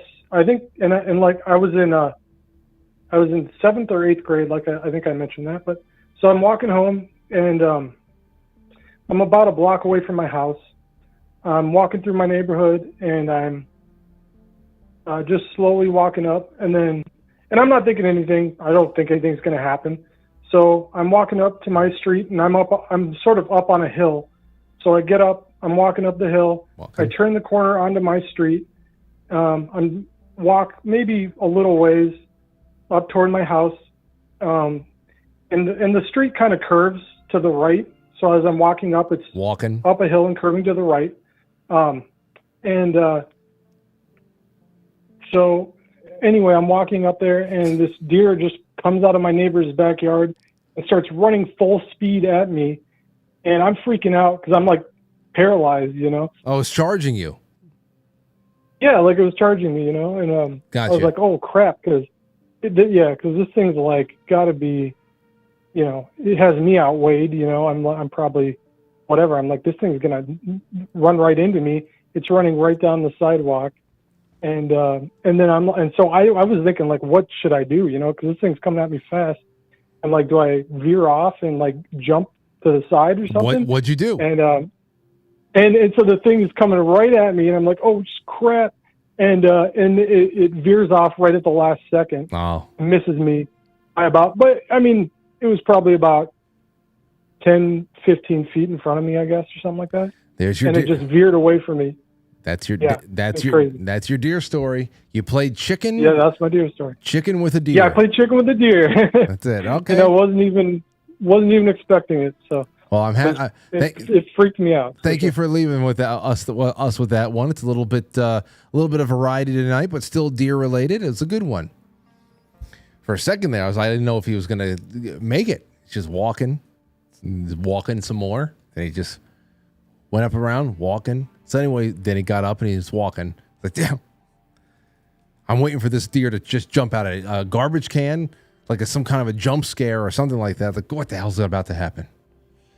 No lesson learned either. Not even a lesson learned. He doesn't know where the deer came from. It was running wildly at him, missed him by just a hair, and disappeared into the night. That's it. There's no... Yeah. All right. Okay, let's go. 815. Let's go. Who's this? Hey, how you doing, Frank? I'm all right. This is Chris, longtime listener, first-time caller. Great to have you. Got a deer scene for you. Okay. So this is around, my wife and I, we live in Illinois, and it's a deep blue state, as you know. This is during the lockdown. They shut everything down, even the parks. We like to go outside. We like to get exercise in nature. And so we decided, hey, let's go walk around this old cemetery that we live by. You know, everybody's 6 feet apart. So we're out there walking, and we're just really nervous. Like, what the hell's going on? Well, what do we do? Everything had just kicked off, and we're worried about the country. We're worried about all kinds of stuff. And then all of a sudden, an eagle soars overhead and it's kind of circling around us. And we both just had this feeling like somehow it's going to be all right.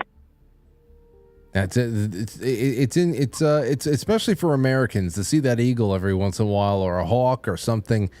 It kind of tickles us pink in a little bit of a more of a confidence building way, isn't it? Yeah, definitely. Well, you're here now, and hopefully you didn't lose too much. Everybody's had to leave something on the table over the last 4 years, but I appreciate that. It's one of those lockdown stories where just a little bit of a reassurance from above. Yeah, definitely. And it was nice to share that. And listening to your show has helped my wife and I keep our head on our shoulders, and you really helped us get through all of that craziness. So I thank you for that. Thank you. I mean, well, you know what? We've all had the honor of watching your jiggly governor speak this week. You talk about JD Hogg? Oh my gosh, that guy is really fat. He's got to stop. I can just what the hell, my gosh. Anyway, I thank you for the call. I hope you and your wife have a great night. Okay, take care, Frank. Thank you. There you go. My gosh. Listen, we have gubernatorial problems over here in New York as well. Our governor is the equivalent of a hand-me-down jacket that you get at the Salvation Army. But that Pritzker guy, boy, is he fat. Okay, let's see. And strange family, huh? It's kind of strange family. Very, those synthetic sex people. All right, let's go over here. Have you met Mel? Says, I called the show in 2020. Oh, we already had this. That's right. We had this. It was a good deer scene. You can read it. I just want to maintain our time here. This was already in there. A couple more. Here we go. Wait a second.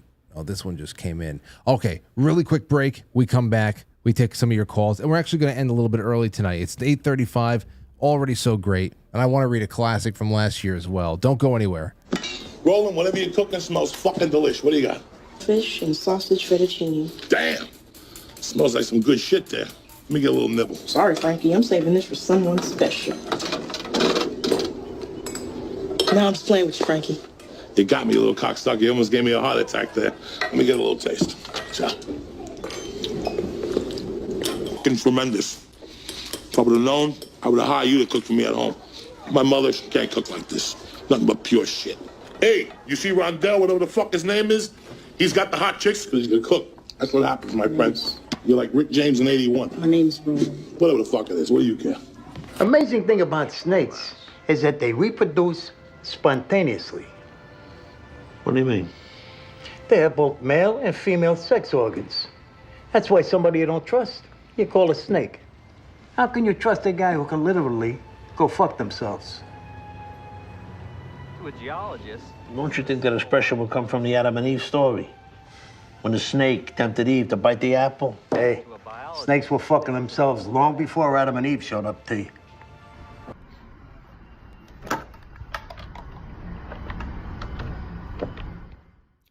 Quite frankly...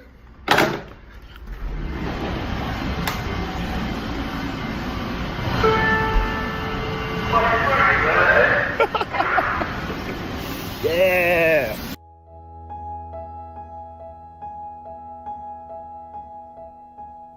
All right, got some. Let's take in some more calls. This one gets me still from last year. The Orion one. Take a listen to this, and then I made sure that I included this in on all of our. I think from next year, I'm going to include the link from 2023, 2024. Yeah, I just want to start building up that archive because these stories have been so great over the years. This is from Scoundress. It says, I grew up in a small, quiet town, blessedly isolated by the Cabinet Mountains of northwestern Montana. It was summer of 1987. I was 12. I had walked the 2 miles from my house down to the Clark Fork River to go swimming with friends. After several hours of diving off the boat deck, at the dock, swimming out to the big rock offshore and just lying around under a hot yellow sun, we noticed it was beginning to rapidly cloud up. We were all pretty free-range kids from about first grade on, but if you knew to get your ass home by dark and whenever there was a thunderstorm brewing, storms in the summer were not frequent, but when we got them, they were impressive. Well, one was brewing and fast. I quickly dressed, secured my Walkman to my hip, hit play on Master of Puppets, which of course in 1987, it's only like 2 years old, and started my lone trek home. The boat dock was just past one edge of town, my house just past the other. I chose to follow the railroad tracks through town. I made good time and soon entered the forest at the opposite edge. Now, because of the railroad tracks, I already started thinking about Stand By Me and all that other stuff, but now I got this storminess and the wind kicking up, and you've got Metallica going. So good in Orion. I got to hear Orion get played. Orion was played at the August show, the concert that we went to last year when Metallica was in town with Pantera. I never heard them play anything like that. I think they opened up with that. No. No, it was like in the middle of the show. They opened up with Creeping Death. I made good time, soon entered the forest at the opposite edge. Tall ponderosa pines along both sides of the tracks with wide open sky down the center creates something of a tunnel effect. I was alone within that tunnel. Orion began to whisper its slow ascent into my ears. The sky was near black, the wind was raging, trees whipping furiously against its onslaught, and the heavens began to rumble and boom. The quietly rising energy within that song seemed to be perfectly synchronized with the ever-increasing power of the storm, and that energy, that power, was increasing within all around me. As the song reached its crescendo, lightning began to flash. A challenge to the darkness, and a torrential rain was unleashed. I was completely immersed. There are no words to describe the absoluteness of the wonder and the awe that filled me in that moment. I was invincible, yet somehow simultaneously completely vulnerable and insignificant. When the song ended, the storm raged on, but the intensity of that feeling inside me was gone. I desperately hit the rewind button and waited the eternity that would take me back to that beginning, but when I hit play again, that passion did not return. Still, I could not force myself home just then. I continued down those tracks until the storm subsided, shocked and awed, contemplating my place in the universe. I was not raised religious, but I determined that could only have been a glimpse of God. Not truly seen, but felt. I can only slightly imagine what it would be like to stand fully in his presence, but I have known for sure from that day on that I want to. Every time I hear that song now, I feel slight resonance of that feeling and cannot help but muse. Had that had just been another of Montana's always awesome storms, amplified by an amazing instrumental and the raw intensity that only a thunderstruck youth could manifest, or had Orion truly been hunting me that day, an angel sent to battle on my behalf, or perhaps that is just the wild imagination of a child, but, quote, truly I say to you, whosoever does not receive the kingdom of God like a child will not enter it at all. And I love that. I love that.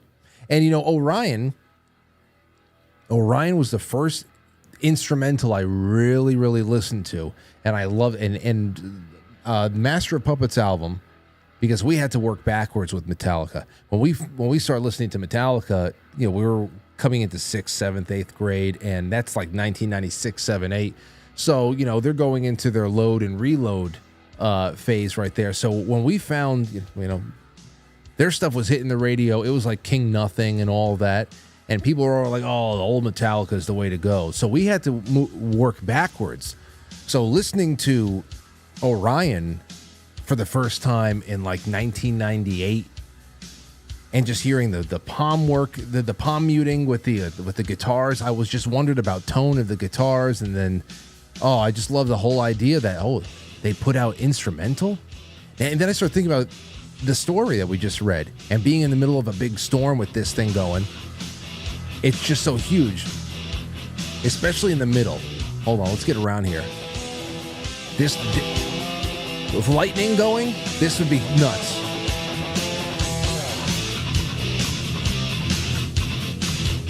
Just running down the tracks. So damn good. But then the middle. Here we go.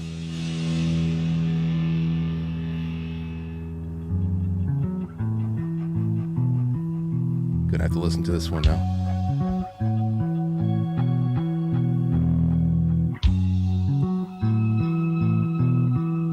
What part of the storm was this?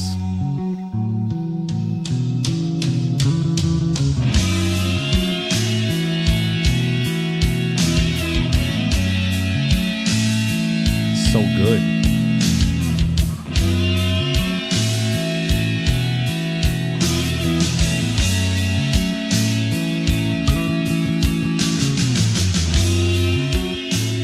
Damn good. It really is a perfect thunderstorm song. There's everything in this. There really is. But you know something else, and I've talked about this before, and I wrote about it once, and I'm going to have to write about it again in a little bit more of a polished way. But there was a moment that we had on air, and maybe around 2007. We're in our bedrooms. I was in my bedroom. Anthony and Mike were in Anthony's bedroom. Both bedrooms are just kind of like tied together by wire. And it was a little crude setup, but we had a lot of fun there. And this one night, it was around the time, and I'd have to bring this in. I was reading one of my grandfather's letters in the Army, writing it back to my grandmother. And he was reminiscing in the letter about how they met, in our town, downtown over there. And there was so much in there. It was just so crazy because I was in like 2007. And he's writing this in, 1943, 1944, something like that. I think it was from Fort Jackson. And apparently he had not been getting any, regular correspondence back. And he had felt lousy and all that stuff. But he was making himself feel better just talking to my grandmother and reminiscing on how they met and sitting on her front porch listening to Don't Sit Under the Apple Tree. Don't sit under the apple tree with anyone else but me. And talking about the moon. The moon up, what the full moon up above looked like, and the music coming from the radio, and just this young love there. And I'm reading my grandfather's telling me all these years later, at that, 60, 70 some odd years later, whatever the hell it is at that point, he had already been dead about 4 or 5 years. And there I am getting the story of them meeting from this letter. And we're on air, and I'm just barely anybody listening. So just me and Anthony and Mike doing our thing. And I said, you know what? Hold on a second. And I pulled open the curtain, and I saw that the moon was full that night too. And it was just nuts. You want to talk about that scene of everything really coming together, but it was just I had the moon up there. It's the same exact one that they were looking at. I put on Don't Sit Under the Apple Tree. I'm reading the letter, which is the last physical surviving relic of that, it's a surviving relic of that romance. And it was just so crazy. I got such perspective and chill at that point, especially because I'm seeing, my tough as nails grandfather as just a homesick 20-something-year-old boy. And it was incredible. It was incredible. And you can talk about, when did your broadcast career really become significant? And those are formidable years, and we're just nobody was listening, but it felt so important. And that's why I started really falling in love with radio and the whole talk medium, and then that and the music and everything coming together. And oh man, that felt so much more, I don't know, authentic and human than I can ever think of. Putting all those pieces together and actually feeling, it was like being in a time machine. But what did Jeff Harmon say last night? That he said that Earth is a time machine. I believe it. Just like our friend who was managing his grandfather's backyard, his patio, and all that stuff, said that there's a resonance left on that bench that he and his grandfather shared a couple of years ago, right before he died. I really do believe that too. I think we just leave imprints that linger. It's not. Are they ghosts? I don't think so. I think it's just like fragments of information, data. Something breaks off of us. We leave things behind. It's like cosmic breadcrumbs. I don't know. Maybe we'll know better. I just don't. But there's a lot of cool stuff to think about. Leah, let's go one more call, and we'll be done with it. All right, Todd, you're on the air. Go ahead. Hey, Frank, it is Todd, TL Spud. Good to see you. Also known as first time, long time, as they say. Yes, it is. I have a bear story. Okay, great. Yeah, I can't wait to hear this one.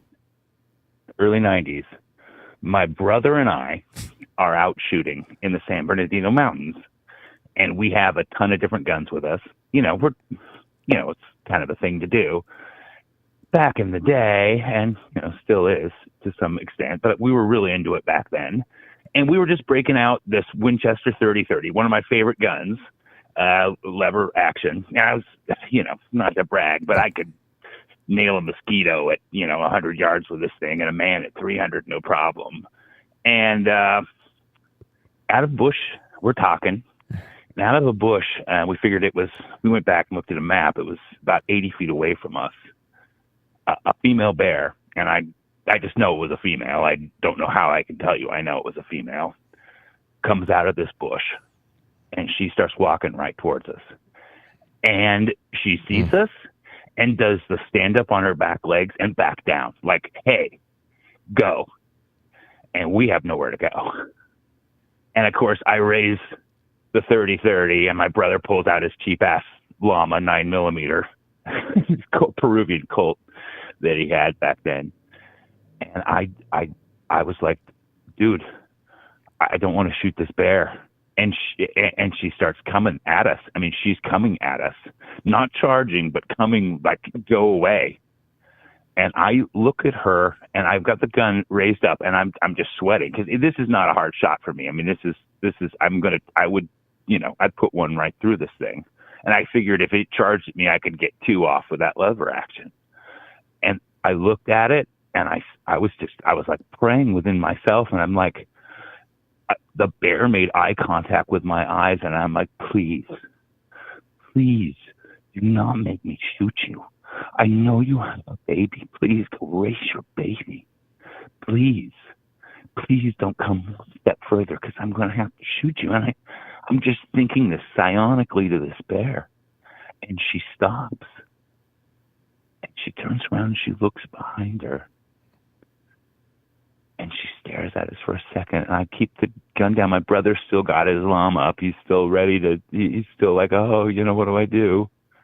And I'm like, please just go. Raise your baby. God bless you. And she turns and takes like 3 steps away, slowly looks back at me, and then just sprints back away. And I was just like, I got on my knees. You God, I did not. That would have been so terrible to have to kill that beautiful creature. And then you let me communicate with her. And it just really changed, and it really changed me. I've had a lot of animal encounters. I have a bunch of different stories like that, but that's the one I want to share. Hey, Todd, I didn't know where, I thought this was just going to be a bear hunting story. And I'm pleasantly surprised. And that is very, very powerful, what you described there. Especially the eye contact and the pleading and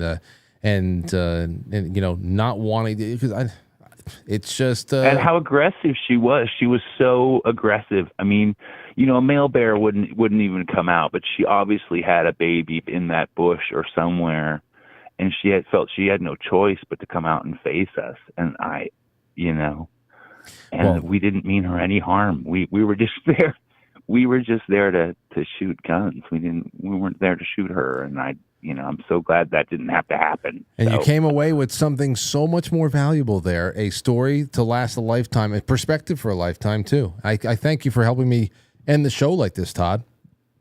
Well, it's great talking to you, Frank. You have a great night. Love your show, buddy. Well, I love the call. I really do. And, that's thank you. Staring at the bear in the eyes. Staring at the bear in the eyes. Just communicating through it. Something had to be the conduit for that communication, obviously. The bear didn't understand English, especially if it's just not spoken, if it's just pleading with the bear in his mind. There's definitely a very strange conduit there. But a miraculous one there, too. And extracted a lesson. Okay, well, listen, everybody. A nice night tonight. Tomorrow night, who knows what we do? There may be one or two entries on the thread tonight that I didn't be able to get around to, but, these things, they're there in perpetuity. They're there for you guys and gals to read over the years, to communicate with people, to add your own, to comment, to start conversations. And, of course, now they're archived. And then with a mix of all the wonderful calls we got, that's it. This meeting is adjourned. And tomorrow night, 7 o'clock, I'll go live over here with Matt, and we'll just do some fun stuff. I don't know how fun, but I got plenty of pieces that we can put together and turn into a nice show. I could talk about my crazy dreams from last night, 3 weird dreams. I don't know what the hell they were all about. One of them was Lila mimicking pretty much like a snake. Lila was like slithering around the living room and like jumped on one person. I think jumped on Aurora's back. And I was like, okay, well, that one I understand because that was the testicle story from last night. The snake jumping out of the toilet and biting that guy's balls. I said, I understand that. Okay. So it's just Lila and her shit and all that stuff. But that's just a testicle story. Everything else, I don't know. We'll see if we can talk about that tomorrow. I will talk to you guys a little bit. Thank you for spending some time with me tonight and a little bit of relaxation. This is a oh, you know what? I can't go. Not for 2 minutes. Here's how we're ending.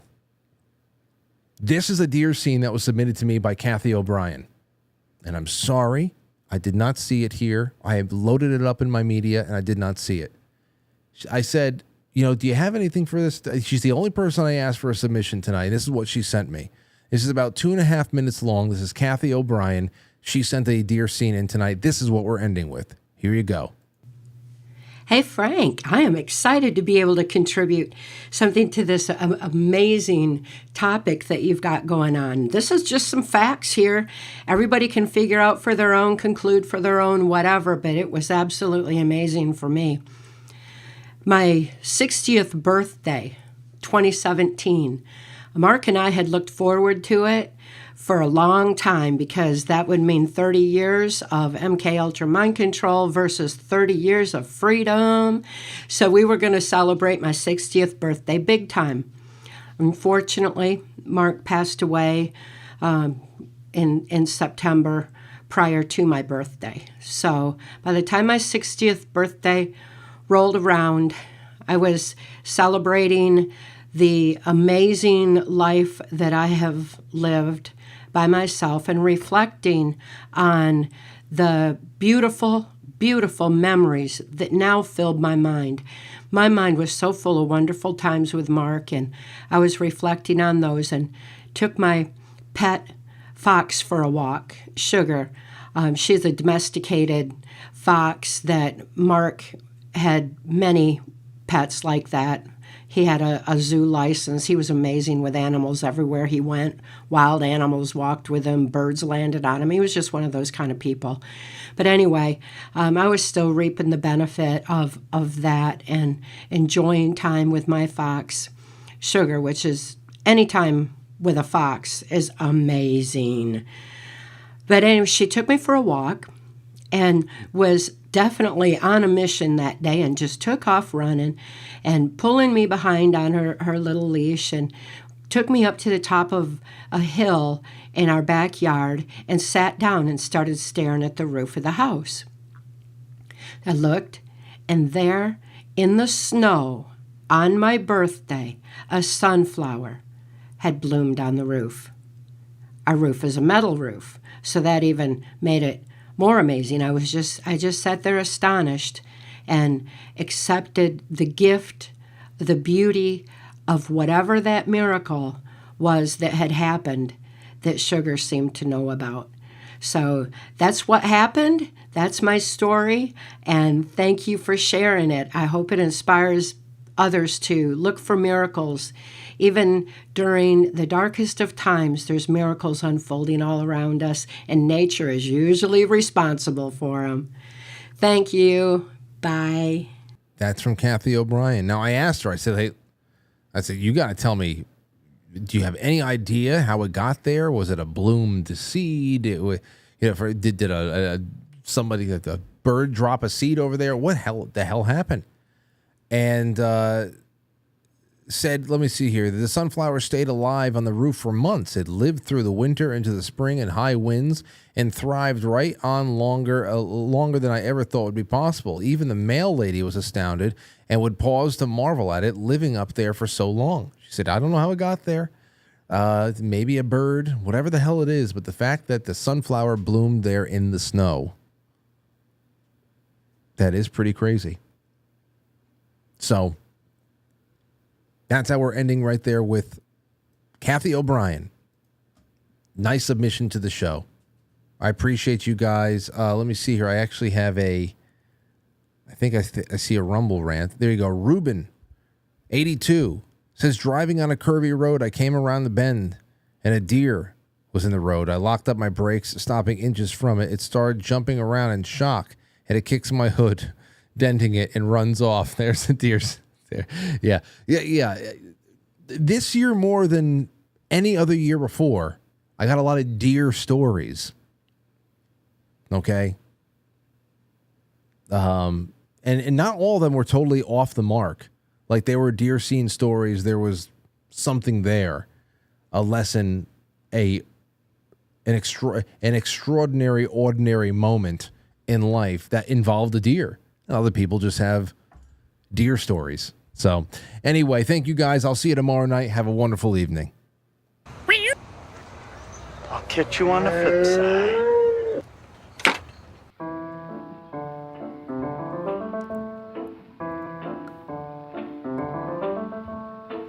Quite Frankly is filmed before a live studio audience. Now, our super chatters, starting with all of our wonderful friends on quitefrankly.tv, powered by Foxhole. Thank you so much to our other friends on Rumble. We had Rubino, 82, 925 Wild G, and all of our friends on quitefranklysuperchat.com. That is just Stostube and Jay Brits. So tomorrow's another day. Thank you so much for tonight, and I hope that you had a little bit of a relaxing time and wondering about the what-if moments